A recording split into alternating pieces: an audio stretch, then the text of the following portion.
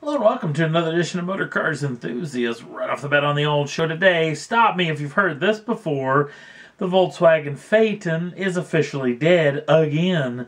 Yes, this vehicle was killed off in the United States years ago, but continued to sell very well in other parts of the world. Well, apparently Volkswagen is pulling the plug for good, making some room in the old budget for the diesel scandal situation. This is a vehicle that didn't sell too many units and not very much of a profit, so they're going to get rid of this lineup altogether. Another luxury sedan that has gone down before it even got the chance to go anywhere is the CT8, the flagship version for Cadillac. Cadillac announced the day of the taping of this program that they were killing off this machine. It's more than likely in the eyes of the situation where you've got SUVs and crossovers, truck-based vehicles that are really selling well, especially here in the United States, that maybe a large sedan wasn't the right way to go for Cadillac for the future. So, sad to see this vehicle go. Would love to see one of these in person. Next up on the list, a little more cleanup with the Tesla Model S, as a little bit more leaks out every couple of days with Elon Musk using his Twitter account to actually do these things. He came out and said that the Model 3 will be a rear-wheel drive vehicle, but you can option up for a dual-engine all-wheel drive system. Also, the last episode where I talked about this thing was selling quite well, and it needed to sell well. Well, guess what? It's really going well. Almost 300,000 pre-orders have been made so far. Now, probably by the time you get to see this, it may have doubled. You never know. Now, there's a goofy little rumor floating around the old interwebs. In fact, the folks over at Autoline.tv made this apparent the past couple of days, is the fact that a lot of folks that are share owners inside of Tesla, folks that own Tesla stock, have been wanting to get out and sell off these, and there's a possibility that a lot of these folks went in and did a bunch of the fake $1,000 pre-orders and not in any way, shape, or form planning on buying an automobile, because that $1,000 is totally refundable, trying to create some buzz, trying to make the stock price go through the roof and then sell out for a big payday. That has yet to be made absolute yet, so we'll wait and see on that situation. But I'm happy to see this vehicle actually selling quite well. Next up on the list, Aston Martin's 2017 version of the V12 Vantage S is going to be coming to dealer showrooms in the back half of 2016. Now, Andy Palmer, the head of Aston Martin, came out many moons ago and told everyone that he was going to try to keep manual transmissions alive and well, and this vehicle is going to get one of those. You can either get it with a 7-speed Sport Shift 3 automatic transmission or their brand new 7-speed manual transmission. Of course, the vehicle comes with a 5.9 liter normally aspirated V12 making 563 brake horsepower and 457 pounds-feet of torque. That manual transmission has a dogleg first gear. Now, if you don't know what that is, don't feel bad, because I couldn't remember what it was either.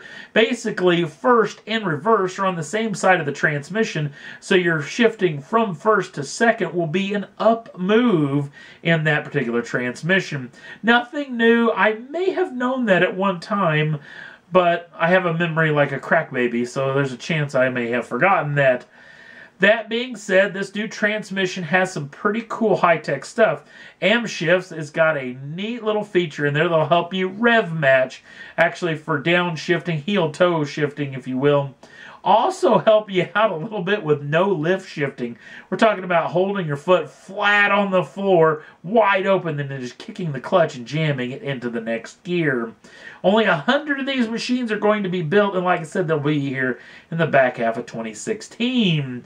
If you don't like the hardcoreness of the Vantage S, you can go for this model, which is the V12 Vantage GTS, which is more of a touring automobile. Softer suspension, softer wheel and tire package, no hardcore machine here. It will come with the same 5.9 liter normally aspirated V12. Also, you can get the 7-speed automatic or the 7-speed manual if you so desire. No word on how many are coming to the United States, but there is talk of these will be here in the back half of 2016 as well. Next up on the list, well, you may remember this particular machine from episodes past of Motor Cars. Mark Higgins, rally driver, actually made a 19-minute, 15-second lap around the Isle of Man TT course, the quickest run ever in an automobile in this Subaru WRX STI. Well, guess what? He's going to make another shot at the hill, and Higgins is drafted up. The folks over at ProDrive, yes, you may remember the ProDrive folks, had a long relationship with Subaru with many World Rally Championships, including ones with Carla McRae, Peter Solberg, and Richard Burns, and many manufacturers' championships. Now, one thing you'll notice right off the bat that this car looks the business. Tons of downforce and lots of high-tech stuff when it comes to this machine. This is more of a Group N style rally car. This vehicle will be making its debut at the Isle of Man TT course for a hopefully sub-19-minute lap around the big course. So I think they're going to be in pretty good step as far as making that dream a reality.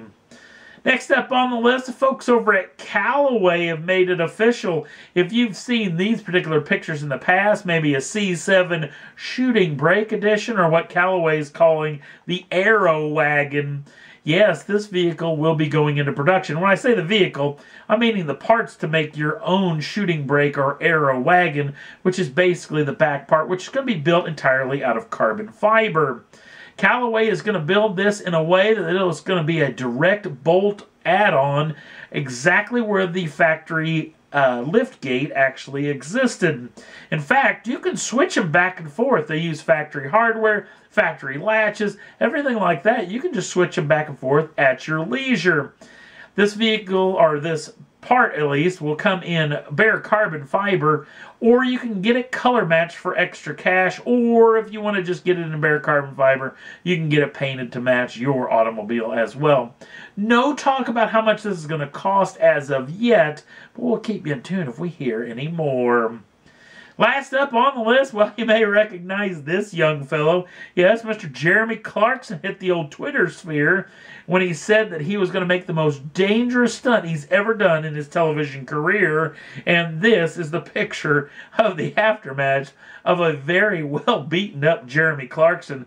Battered, bruised, a little bit bloody. It's going to be very interesting. The brand new Amazon Prime show will be debuting in the fall of 2016, only a handful of months away.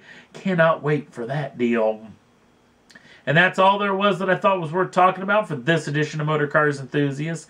Don't forget to like us over on the Facebook page. Links down in the show notes. Also, if you'd like to subscribe to the channel, you can do so at any time and get the first dibs on the brand new shows as soon as they come out. Thanks for watching, and we'll see you again real soon.